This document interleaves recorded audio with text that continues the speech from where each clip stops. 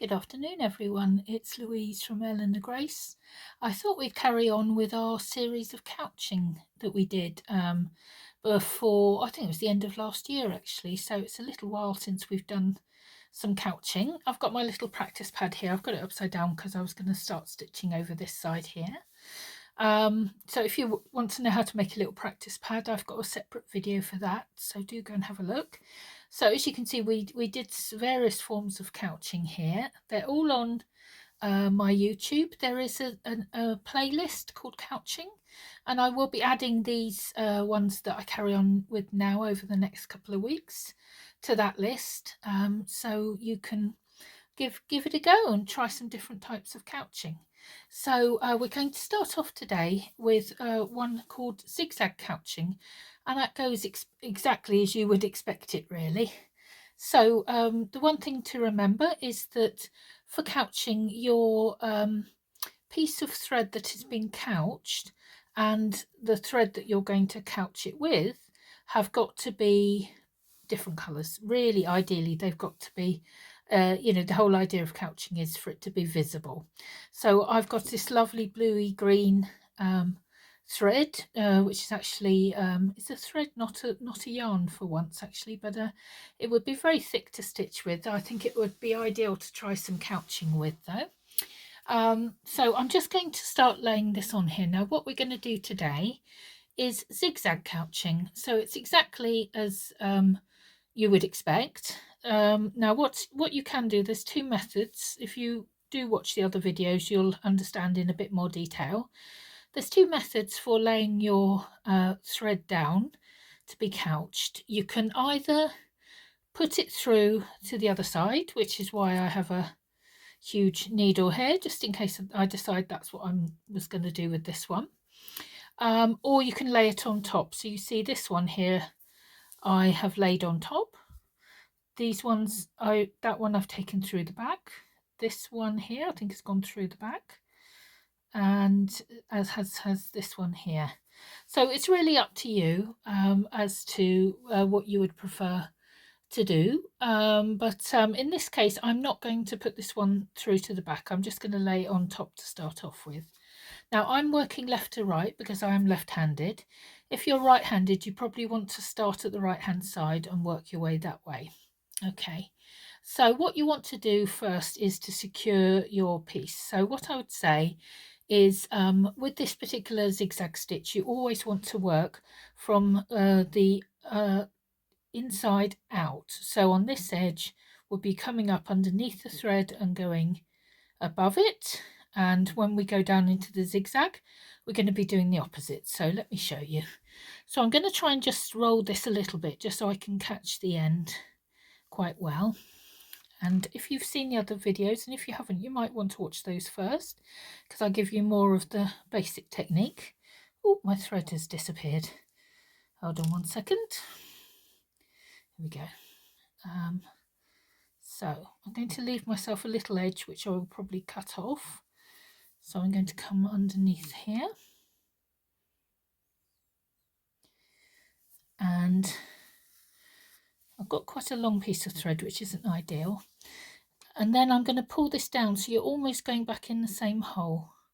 Not quite, but you're almost going back in the same hole. And as you can see, I've gone over the thread, so I'm heading upwards on this one, which is what you want to do.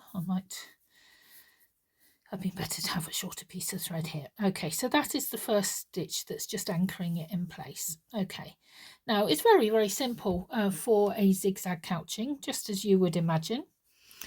I think this might be easier with a slightly finer and slightly sort of more taut thread to couch, something like a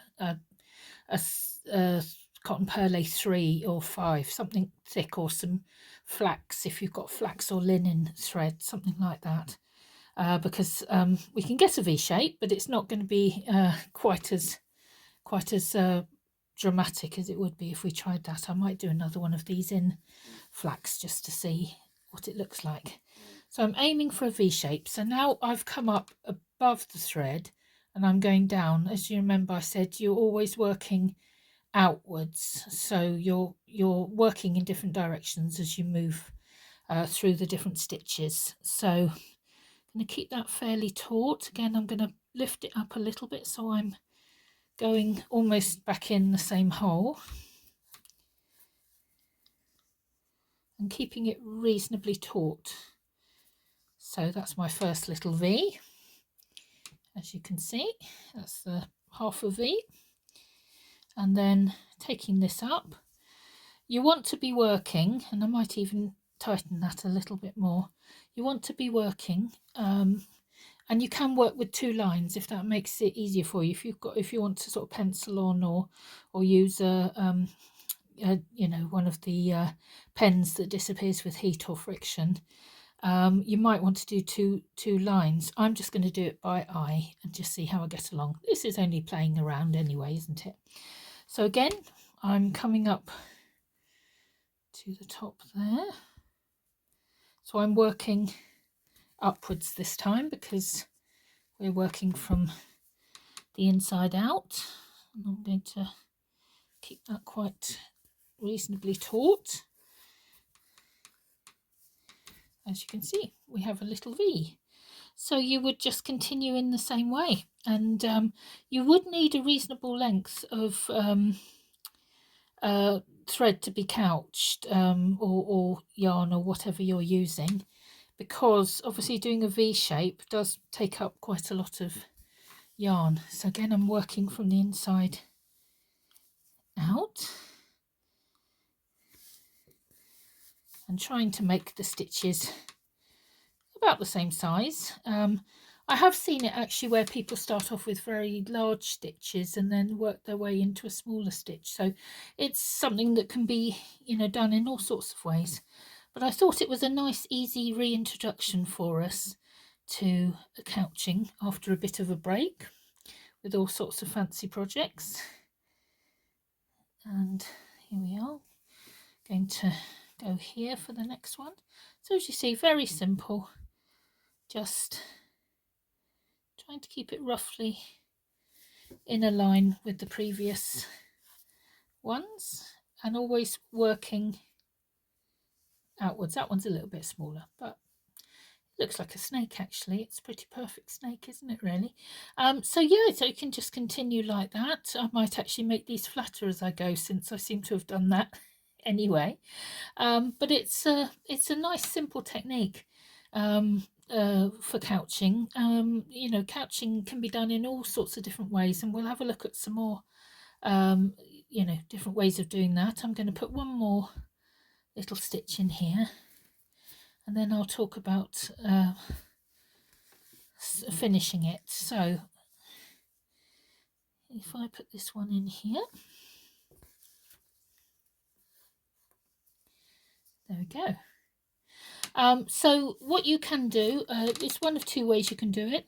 Either you can take the rest of this material through to the back and then tie it off, which, if you'd have done that at the start, would be the best way to do it. Or you could just chop off the end, as I'm probably going to do. But what I might do is continue trailing my zigzags around here and go as far as I can with this little bit of very beautiful thread.